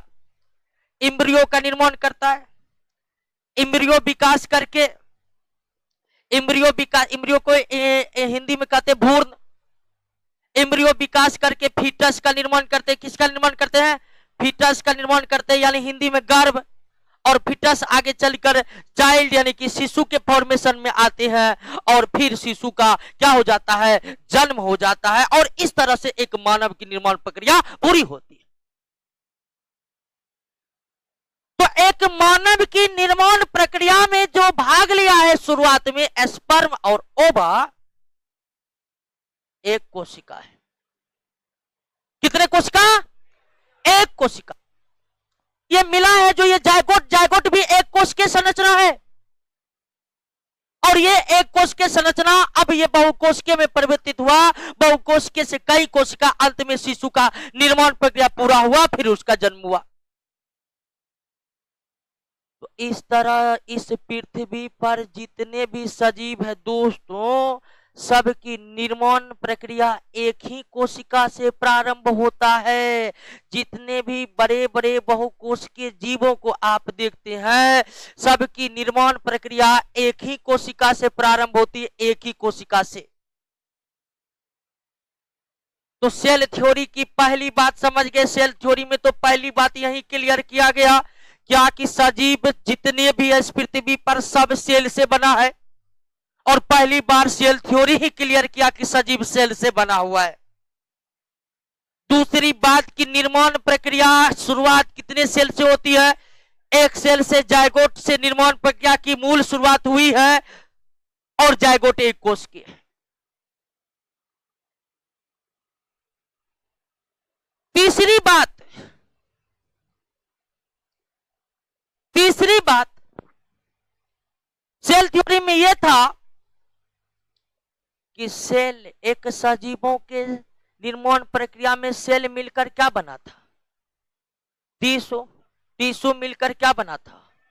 ऑर्गन मिलकर ऑर्गन सिस्टम मिलकर बॉडी। यहां पर आप क्या देख रहे हैं कि कोशिकाएं मिलकर क्या बना लिया है? ऊतक, टिश्यू बना लिया है। अब कोशिकाएं मिलकर जो ऊतक बना लिया है दोस्तों, तो सवाल उठता है ये कि क्या कोशिका अकेले नहीं रह सकती है? क्या कोशिका में अकेले रहने की क्षमता है? तो इसका उत्तर है। यानी तीसरी बात सेल थ्योरी की ये थी दोस्तों कि कोशिका जरूर मिलकर ऊतक बना लेते हैं, लेकिन इसका मतलब यह नहीं है कि वो स्वतंत्र नहीं रह सकते हैं। जितने भी एक कोश के जीव हैं, उनके कोशिकाएं स्वतंत्र हैं, अपने जीवन यापन करने में पूर्ण रूप से क्या है? सक्षम है। क्या है? सक्षम है। बात को समझ रहे हैं ना? यानी कि सेल थ्योरी की तीसरी बात ये थी कि कोशिकाएं मिलकर ऊतक बना रहे हैं। इसका मतलब आप ये मत समझिए कि कोशिका मिलकर ही रह सकता है। कोशिका अकेले अकेले रहने में भी सक्षम है, लेकिन ये मिलकर ऊतक बनाती है ताकि निर्माण किसका हो सके? बॉडी का। तो बॉडी का निर्माण करने के लिए कोशिका मिलती है, तो इसका अर्थ यह नहीं है कि कोशिका मिलकर ही रह सकती है। कोशिका स्वतंत्र जीवन यापन कर सकती है। ये तीसरी बात थी सेल थ्योरी का। चौथी बात क्या थी सेल थ्योरी का? चौथी बात यह थी कि सेल का निर्माण जिस प्रक्रिया से भी हो, सेल का निर्माण जिस भी प्रक्रिया से होता हो, सेल का निर्माण जिस भी प्रक्रिया से होता हो, उसमें मुख्य योगदान न्यूक्लियस का होता है। उसमें मुख्य योगदान किसका होता है? न्यूक्लियस का होता है। यानी किसका होता है? केंद्रक का होता है। ध्यान दीजिए, चौथी बात ये थी, ध्यान दीजिएगा, इधर इधर बात मत कीजिए। चौथी बात ये थी कि सेल का निर्माण जिस भी प्रक्रिया से हो, अर्थात सेल थ्योरी में यह क्लियर नहीं हो पाया कि सेल का निर्माण कैसे होता है। ध्यान दें बात को। अगर क्वेश्चन पूछ दे कि सेल थ्योरी से किस बात की जानकारी नहीं मिली, तो सबसे बड़ी जिसकी जानकारी नहीं मिली सेल थ्योरी से वो ये कि सेल का निर्माण होता कैसे है। तो सेल थ्योरी में चौथी बात यह थी कि सेल का निर्माण जिस भी प्रक्रिया से होता हो, उनमें मुख्य भूमिका किसकी होती है? सेल की न्यूक्लियस की, जिसकी खोज रॉबर्ट ब्राउन ने की थी। यानी सेल थ्योरी यह बात बता नहीं पाया कि आखिर सेल का निर्माण होता, सेल थ्योरी यह नहीं बता पाया कि सेल का निर्माण होता। तो चार मुख्य बातें सेल थ्योरी से पता लगा, और जो सबसे मुख्य बातें दोस्तों यही लगा कि सभी सजीव कोशिकाओं से बना हुआ है। यह तब क्लियर हुआ जब सेल थ्योरी आया।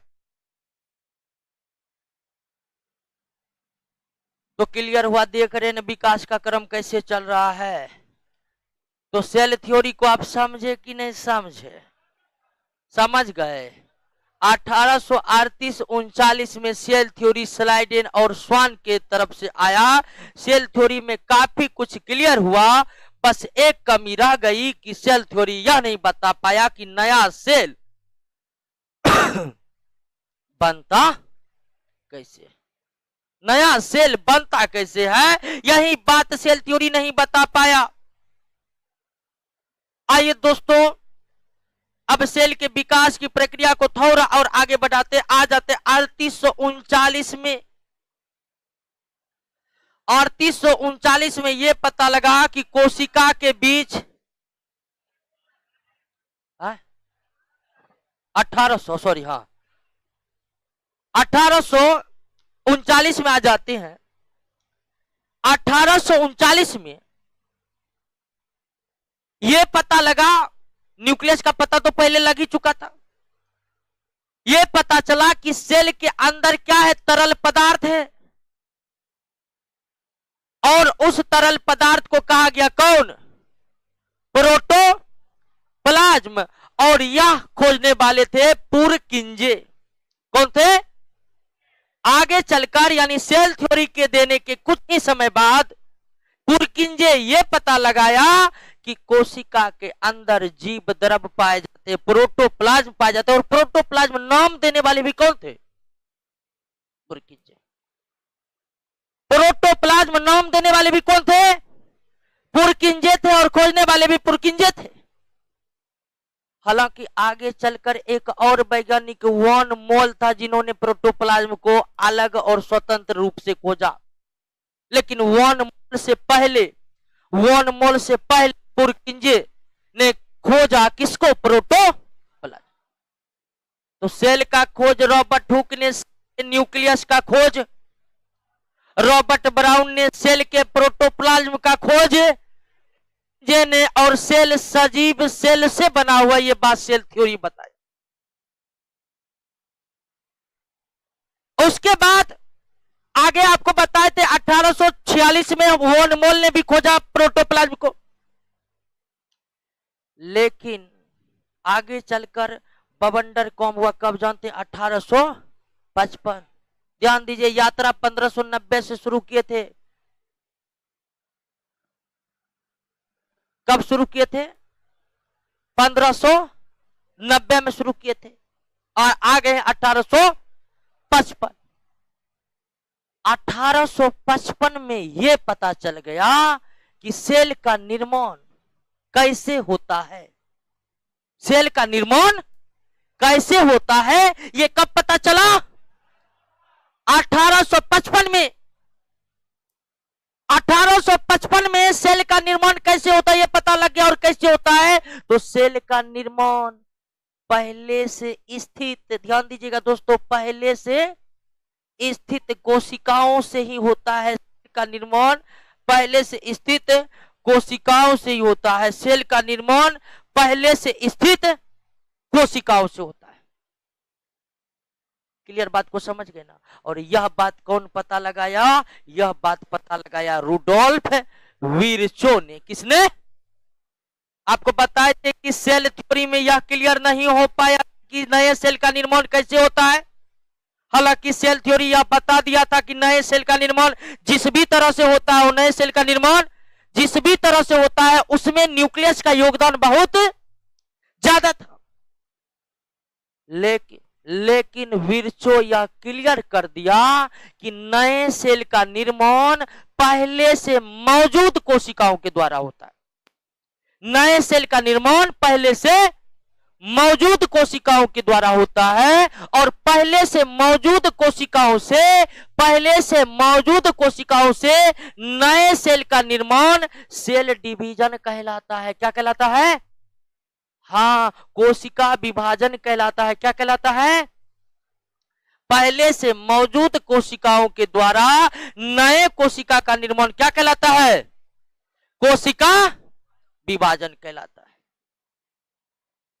और जब इतना खोज हो गया, सेल से सजीव बना हुआ है, सेल के अंदर जीव द्रव है, नए का निर्माण कैसे होता है, जब इन सारी बातों का पता चल गया दोस्तों, तब ये मांग उठने लगी लोगों के बीच कि अब यह बताया जाए कि सेल कैसा है। सेल कैसा है और सेल कैसा है यह बताने के लिए सबसे पहले 1861 में एक थ्योरी आई। 1861 में एक थ्योरी आई और इस थ्योरी का नाम पड़ा प्रोटोप्लाज्म थ्योरी। क्या पड़ा? Protoplasm theory. यह थ्योरी सेल के इतिहास में सेल जगत का पहला थ्योरी था जो यह बताने का प्रयास किया कि सेल पूरा है कैसे। अभी तक सेल का खोज, सेल के विभिन्न भागों का खोज खंड खंड में हुआ। उदाहरण के लिए रॉबर्ट हुक को सेल दिखा, सेल का न्यूक्लियस नहीं दिखा। रॉबर्ट ब्राउन का न्यूक्लियस दिखा तो उन्हें प्रोटोप्लाज्म दिखा, पुरकिंजे को प्रोटोप्लाज्म दिखा तो और कुछ नहीं दिखा। तो जब इतना चीज का खोज हो गया, सेल का खोज हो गया, प्रोटोप्लाज्म का खोज हो गया, न्यूक्लियस का खोज हुआ, तो साइंस के जगत में यह मांग उठने लगी कि खोज कर रहे हैं, यह बताइए तो यह है कैसा। और सेल के बारे में, सेल कैसा है यह बताने वाला पहला थ्योरी कौन बना?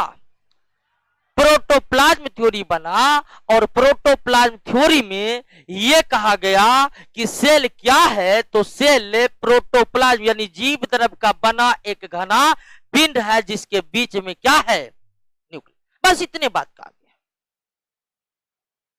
और यह थ्योरी लाए थे कौन? मैक्स सुल्ज ने लाए थे। किसने लाए थे? मैक्स सुल्ज ने लाए थे। ठीक है, ठीक है, मैक्स सुल्ज ने यह थ्योरी लाए थे और यह थ्योरी में उन्होंने यही कहा कोशिका के बारे में कि कोशिका प्रोटोप्लाज्म का बना एक गोलाकार पिंड है। कोशिका प्रोटोप्लाज्म का बना एक गोलाकार पिंड है। लेकिन इनका यह थ्योरी कि सेल प्रोटोप्लाज्म का बना एक घना पिंड है, यह सबके गले नहीं उतरा। जिस तरह केमिस्ट्री के क्षेत्र में जे थॉमसन का परमाणु के संबंध में तरबूज मॉडल फ्लॉप हो गया। तरबूज मॉडल के बारे में आप जानते हैं? नहीं जानते टेंशन लीजिए, पढ़िएगा जान जाइएगा। और क्या क्या कोई चीज नहीं जानते, इसका एक मात्र कारण आप पढ़े नहीं है, इसीलिए हर बार ये नहीं। इसीलिए जब कोई पूछे ना ये जानता है तो ये मत करिए अभी इसके बारे में नहीं पढ़े हैं, कल बताएंगे तुमको। बहुत आदमी क्या होता है जनरल कंपटीशन निगेटिव में चले जाते हैं, क्वेश्चन नहीं बना, हमसे नहीं बना, टेंशन में चला गया। टेंशन में कहा एक जन, अरे आप पढ़े नहीं किए तो बनेगा कैसे? तुरंत जाकर पढ़ लीजिए, नहीं बनेगा तब ना। और जिससे बन गया वो आपको और निगेटिव में डाल देगा। यही क्वेश्चन बना के तो हम दावा कर रहे हैं कि सीट मेरा ही होगा। तो उस सब के चक्कर में नहीं पड़ना है। जो चीज नहीं जानते हैं उसका एकमात्र उपाय है पढ़ डालिए। तो प्रोटोप्लाज्म थ्योरी जो आया इसमें तो सीधा सीधा लगता है कि मैक्स सुल्ज साहब ने ज्यादा कुछ मेहनत नहीं किए। हल्ला उठा सेल कैसा है, सेल कैसा है, मैक्स सुल्ज निकले जी गोलाकार पिंड है, काहे हल्ला कर रहा बैठ।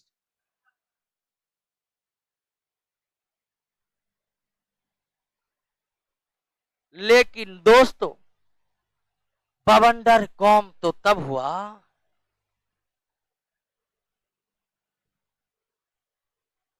भयानक भयानक 1931। सही करिए ना, नोट में बहुत चीज गलती देते हैं, सही करिए। 1931 हाय तौबा मच गया साइंस की दुनिया में।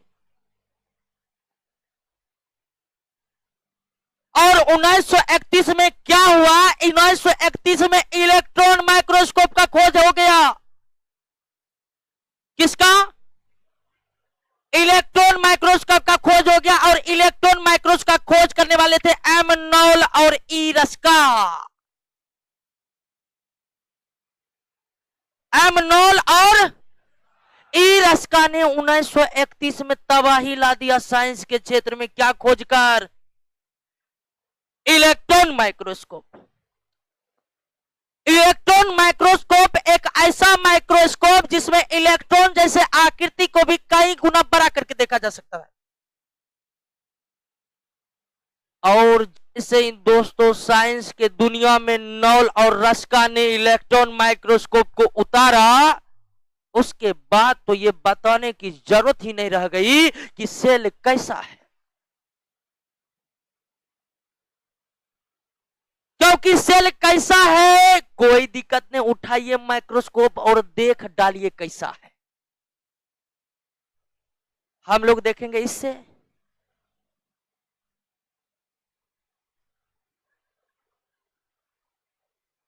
क्लियर है? अब ये बायोलॉजी का लैब है, लैबों वाला मजा चाहिए कि गजब है। पहले नौकरी कर लीजिए, ठीक है, और उसके बाद घर में लैब बना लीजिएगा। क्या कह रहा है कि इसमें कैसे देखेंगे? तो निश्चित है माइक्रोस्कोप तो लैब में न रहेगा है। यहां पर इतना कम फीस में लैब कैसे बनाएंगे? और वो फीस देता नहीं है, ठीक है। क्या हुआ? ध्यान दीजिए, जैसे ही इलेक्ट्रॉन माइक्रोस्कोप का खोज हो गया, अब किसी को यह बताने की जरूरत नहीं रही कि सेल कैसा है। सेल जैसा भी है वो इसमें स्पष्ट रूप से नजर आने लगा, इसमें स्पष्ट रूप से नजर आने लगा 1931 ईस्वी में। तो इस तरह सेल के विकास का काम यहां तक आया। और 1931 के बाद ही सेल के क्षेत्र में अनुसंधान यानी कि रिसर्च की प्रक्रिया काफी तेजी से बढ़ने लगी, क्योंकि इस इलेक्ट्रॉन माइक्रोस्कोप से काफी कुछ क्लियर दिखने लगा था दोस्तों। तो 1590 में माइक्रोस्कोप का खोज हुआ जेड जेंसेन और एच जेंसेन के द्वारा।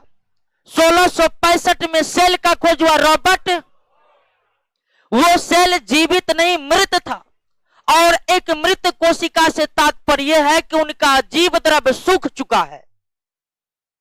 आगे चलकर ल्यूवेन हुक को जीवित कोशिका के खोजने का श्रेय मिला, और कुछ समय बाद रॉबर्ट ब्राउन ने सेल के न्यूक्लियस को खोज निकाला। लेकिन रॉबर्ट ब्राउन और ल्यूवेन हुक के कार्यों से यह पता नहीं चल पाया कि सेल से ही सजीवों के शरीर निर्माण हुआ है, और उसके बाद सेल थ्योरी आने के बाद यह क्लियर हो पाया कि सजीवों के शरीर का निर्माण किस प्रकार हुआ है। सेल थ्योरी ने सेल के बारे में लगभग सारे कॉन्सेप्ट को क्लियर किया। हालांकि सेल थ्योरी यह बताने में असफल रहा कि नए सेल का निर्माण कैसे होता है।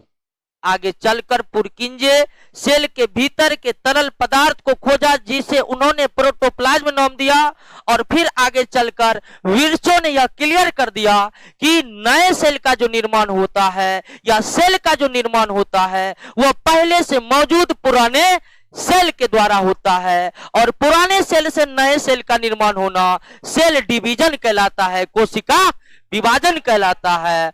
और इतना खोज होने के बाद जब यह मांग उठी कि सेल कैसा है, यह बताने के लिए पहली थ्योरी जो आई वो प्रोटोप्लाज्म थ्योरी आई। लेकिन प्रोटोप्लाज्म थ्योरी ज्यादा दिनों तक चल नहीं पाया, क्योंकि वह अनुमानों के आधार पर दिया गया थ्योरी था। उसके बाद सेल कैसा है यह बताने की कोई जरूरत ही न रह गई, क्योंकि एमनॉल और इस इरस्का ने इलेक्ट्रॉन माइक्रोस्कोप को खोज निकाला, और सेल जैसा भी है इस माइक्रोस्कोप से स्पष्ट नजर आने लगा। तो यहां तक समझे कि नहीं समझे आप? अब हम सेल को पढ़ेंगे उस दृष्टिकोण से कि इलेक्ट्रॉन माइक्रोस्कोप में कैसा सेल दिखता।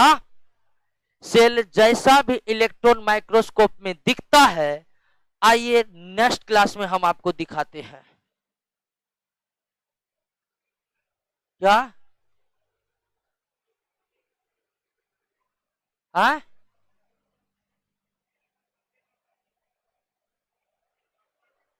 सेल ये बिरचो महोदय ने बताया।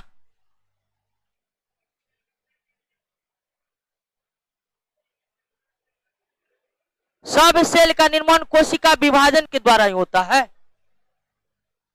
नोट्स में दिया हुआ, पढ़ाएंगे, कोशिका विभाजन पर भी आएंगे।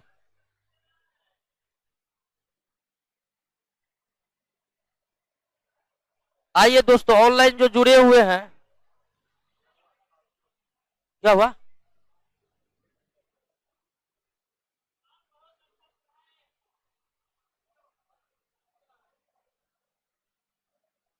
चलिए, ऑनलाइन वाले दोस्तों, कोई प्रॉब्लम है या कोई प्रश्न आप पूछ सकते हैं। आपके कमेंट्स को हम देख रहे हैं।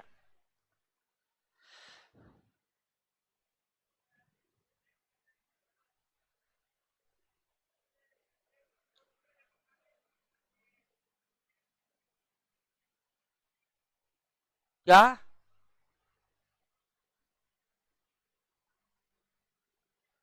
किसने? अरे प्रोटोप्लाज्म का खोज बताए तो पुरकिंजे ने किया। हाँ, कौन? तो वही तो बताए, पुरकिंजे ने किया।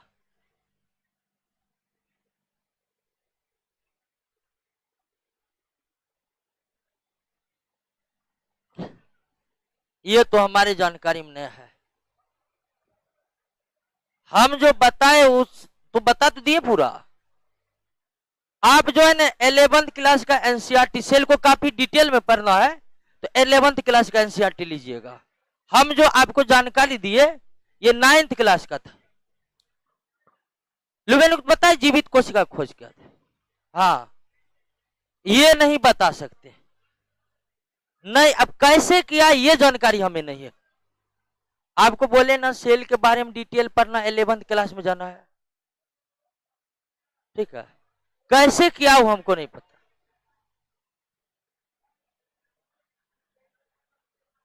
हम क्या बताए कि सब कुछ हम नहीं बता सकते हैं।